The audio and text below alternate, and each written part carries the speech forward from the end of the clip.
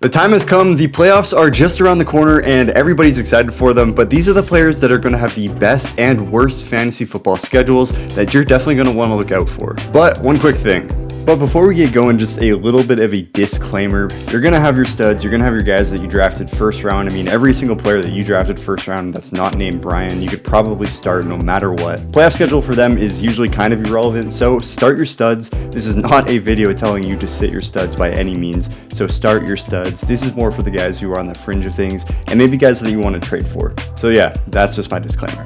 Alright, now let's get started with the best position in all football, and that is the quarterback position. Here are the best schedules of any quarterbacks for the fantasy football playoffs. Starting with a guy who I've been all over through the offseason, I've been talking about throughout the entire season, and that is Drake May. Now, if you look at the schedules online, Drake May does not seem like he has the best schedule in the world. It actually says he has the 22nd schedule in all of quarterbacks, but I would say that it's much better than it actually seems. Yes, he plays Buffalo in the first round in week 15, which only allows 13.5 points to the quarterback on a given week. But then if you actually look after that, he plays Baltimore, which is giving up 19.4 fantasy points, and then the Jets, who are giving up 19 fantasy points in your championship week, which is the most important week of all, of course. Now, Drake May literally just played the Jets, so this is a great time to look at what he just did, and he threw for over 280 yards. He also didn't scramble much in this game, which is something I think he will do more in the next time that he plays them. Now, he did only put up 15.4 fantasy points, but I think we should look to see this jump because in this game, TreVeyon Henderson just went nuclear. Obviously, he had 2 rushing touchdowns and then that passing touchdown or receiving touchdown from Drake May.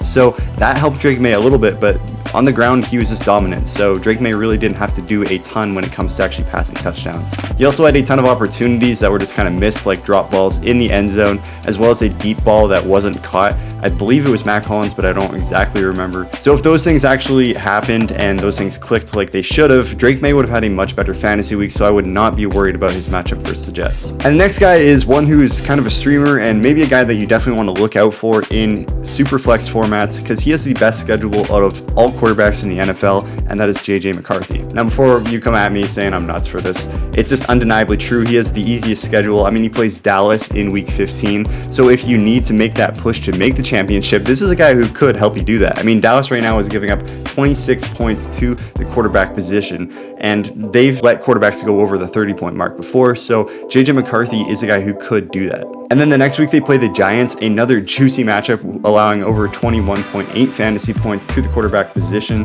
and then Detroit in your championship week, which of course is a division rival, and they also are giving up right around 19 points to the quarterback position given the schedule adjusted. And in your championship week, this is a game that could actually mean a lot for seeding, so I expect them to go crazy in this game with Minnesota trying to beat Detroit and Detroit trying to beat Minnesota, obviously, so that they can have that better seeding for the playoffs, because this could have major implications. So I think JJ McCarthy is actually a viable streaming option here. Now, JJ just had 19.92 points against Detroit, and this was only with 143 passing yards, and this was also his first game back off of that injury, so I think that we should see that increase, and he could definitely jump over the 20-point mark in your championship week. Now, I'm not saying to start him over guys like Josh Allen, of course. Start your studs, but if you do need a streaming option, or if you're in a Superflex league and need someone to play in that Superflex spot, JJ McCarthy might not be a bad option. And the next guy up is one who's been balling all year, and everybody loves him now, and that is Daniel Jones. I mean, Danny Dimes has been killing it recently, and his schedule is also very good for the playoffs. He's got Seattle in week 15, allowing over 18 points right now to the quarterback position, as well as San Francisco in week 16, which is another great matchup, allowing over 19 points. And then, of course, in the championship week, he has one of the best games possible, which is against the Jaguars, who are allowing over 23 fantasy points right now to the quarterback position, and one that you definitely want to target. Now, when you actually go and look at Daniel Jones' schedule for the entirety of the season so far, he has had one of the toughest schedules of any quarterback, only having one game that was actually really ideal. And that was in week 1 versus Miami, where he had 29.48 fantasy points, and right now he's the quarterback, I believe, 5 on the year, so any easy matchup that he's got going forward, he should be able to ball out. And I think that this schedule is exactly the perfect schedule for Daniel Jones to actually take that next step and possibly be a league winner in your championship. But now let's go on to the guys who have bad schedules for quarterback. And at number 1, we have one of the best quarterbacks in not only fantasy, but definitely in the league, and that is Patrick Mahomes. Now, this is a guy to be on alert for. I wouldn't say you have to bench him necessarily, but he does have the hardest schedule of any quarterback for fantasy football. In week 15, he goes against the Chargers, who are only allowing just around 14 points to the quarterback position. And then in week 16, he has Tennessee, which might not sound like a terrible matchup, but in games where these teams are playing Tennessee, they're often running the ball. Now, of course, the Chiefs don't have the best run game in the world, but they still will run the ball a lot against Tennessee, especially if they get up early. So Patrick Mahomes could have a bad game in week 16 as well if he doesn't get those touchdowns early on in the game.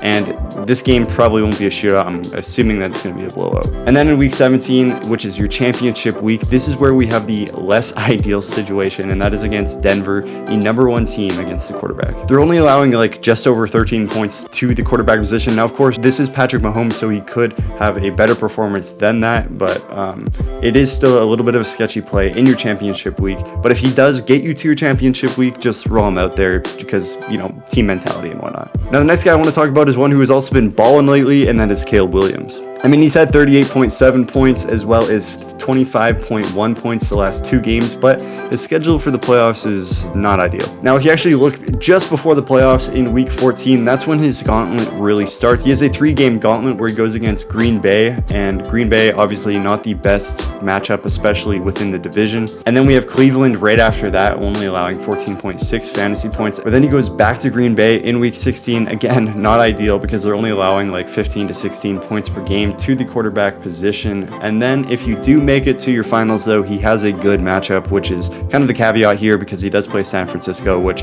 is a team that you are going to like playing your quarterbacks against. Now, the last guy for quarterbacks that I want to note is Baker Mayfield, but I wouldn't be too scared of him, but I just wanted to kind of throw this name out there as something to be aware of. He does have New Orleans, and then he has Atlanta, and then Carolina before making it to Miami in the championship week. So Miami, of course, is a great matchup, but those other 3 have not been great for fantasy. A lot of the reason is because those teams are going to want to run the ball against a lot, but I do think that Baker will be fine because these are games that are rivals, and he's a dog. I mean, start Baker Mayfield anyways, but it's just something to be aware of. All right, now we're going to hop into the running back position, and the first guy I have has very sneaky upside, and that is Trey Benson. Trey Benson has the number 1 schedule for all of running backs, which makes him very sneaky, especially coming off that injury. People are still undervaluing him, but I think he could immediately take over because this team needs a run game. He's got Houston in week 15, not the best matchup. It could be gross actually, but if you do have a bye that week, this is definitely ideal because in week 16, he plays Atlanta, giving up over 25 points to the running back position.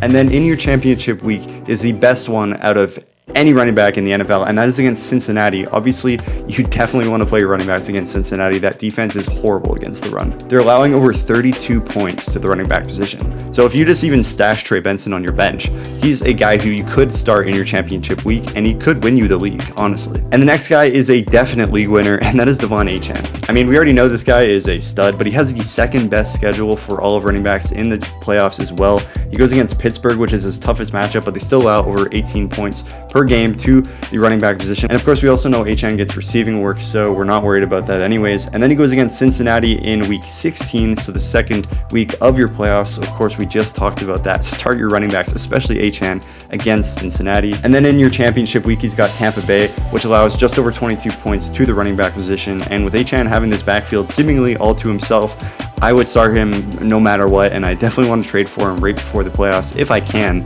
because I believe that he will win people the championship. And the next guy up as well has sneaky upside with the championship winning potential, but we just have to see what's going to go on, and that is Travion Henderson for the New England Patriots. Of course, he just went crazy on Thursday Night Football. We all saw that. And now he has the 4th easiest schedule of any running backs going into the playoffs. Of course, he has Buffalo in week 15, a great matchup for running backs. And he has Baltimore, another great matchup for running backs. And then he goes against the Jets again, which we just saw him have a 3-touchdown night. So Travion, if he takes over this room and Ramondre isn't as involved, I think he could win people leagues, especially with how cheap he was being traded in the middle of the season because of the down performances. So if you have him, start him. He should be good, especially if you can plug him into your flex. Then you are looking at a team that is unbeatable basically. And another guy who has been injured but should come back and bounce back for your fantasy playoffs is Bucky Irving. Now I know he hurt a lot of teams, so if you have him, you might not even be in the playoffs, but if you do have him stashed or whatever, maybe you traded for him, he is a great running back to have for the playoffs. He goes against Atlanta, allowing over 25 fantasy points week 15, then Carolina over 20 points, and then he goes against Miami, a team that you for sure want to start your running backs against, who are allowing right now over 23 fantasy points to the running back position. So Bucky Irving should be back and better than ever. Hopefully he's healthy by then and able to win you your league. Now let's go to the bad running backs that you are kind of want to be wary of. And the first guy I have is unfortunately RJ Harvey. With J.K. Dobbins going down, everyone's pumping up RJ Harvey right now, but I would pump the brakes a little bit because he doesn't necessarily have the best schedule. I mean, he actually has the worst schedule out of any fantasy running back. But we're also unsure if he can even maintain the running back one position because this team still likes to have a split backfield. So I think Batty will get some work in this backfield. In week 15, he has Green Bay, and then he goes against Jacksonville, which isn't a bad matchup. But then in your championship game, he goes against Kansas City. So I definitely don't want to be starting RJ Harvey, especially not relying on him. Maybe have him in my flex if I need to, but I would pivot to other positions. And I would also kind of just look to see what's going to happen over these next few weeks with J.K. Dobbins being out. And the next guy is DeAndre Swift, a guy that has been rising. I mean, I talked about him in my last video, but he doesn't have the best schedule either. He goes against Cleveland, Green Bay, and then San Francisco in the championship, which isn't terrible. It's not the best, but it's not as bad as the other two. I think that DeAndre Swift still will be fine, so I wouldn't panic on him because he seems to have that receiving role increasing in this backfield, kind of like I said before, as a Jahmyr Gibbs light. So just kind of be wary of him, though he doesn't have the best one for the actual running purposes, and hopefully he can kind of mitigate that risk with his receiving work. And then we have Kyren Williams, a guy who I believe will still be startable every single week, but we should look at his schedule because he plays Detroit in week 15, which we know is really good against the run, and then Seattle in week 16, who is also very good against the run. So if you can make it to the championship with Kyren, he should be solid because he plays Atlanta that week, and that is a great matchup that you're going to want to start him in. But again, just wanted to look at the schedule to make you guys kind of aware of that. And it's time to hop into the wide receiver position, arguably the most volatile position out of all of fantasy football.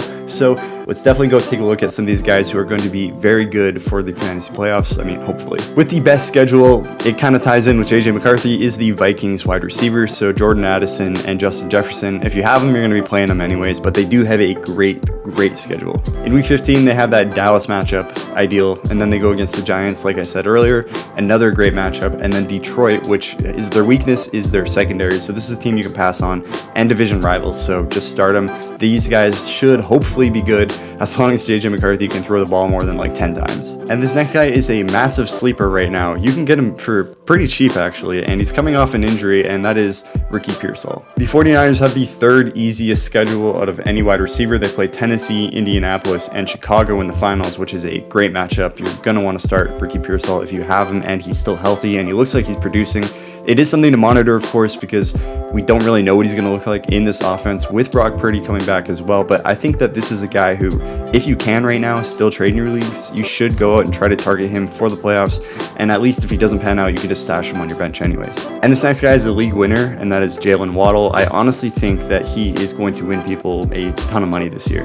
He has Pittsburgh and then Cincinnati and then Tampa Bay, three great matchups that you're going to want to target, and he has been the target hog in this offense with Tyreek Hill going down. And the last guy I want to mention for wide receivers that seems to be on the up and up. I mean, last game wasn't the best, but he has been doing very good this season, and that is Michael Pittman. He has the 12th easiest schedule for wide receivers, and he goes against Seattle, which isn't the best one, but then he has San Francisco and then Jacksonville in the finals. So I think that if you can plug him into your flex, or maybe you have to start him in your wide receiver position, you're not going to be too disappointed with the output that he puts up. And unfortunately, there are some guys with bad schedules, so we're going to take a look at those. And the first guy is Emeka Egbuka. He has the most difficult schedule of any wide receiver. I mean, he goes against Atlanta, Carolina, and then Miami. So these are three teams that you kind of run the ball on, and they usually don't put up a ton of points for the wide receiver position. Should you panic on Egbuka? I don't think so. I think that he should still be solid. We know that he's a target hog. We know that he can get open and create separation. So I think he still will see the ball, especially early in this game.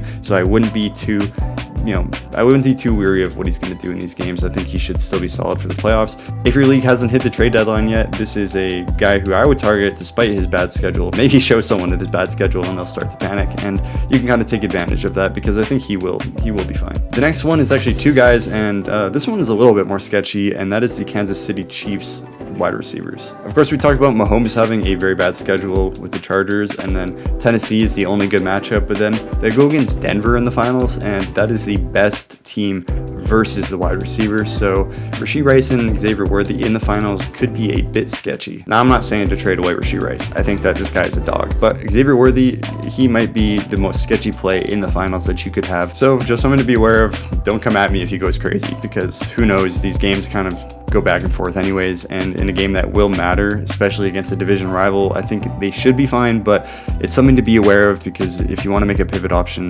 there's definitely time to do so.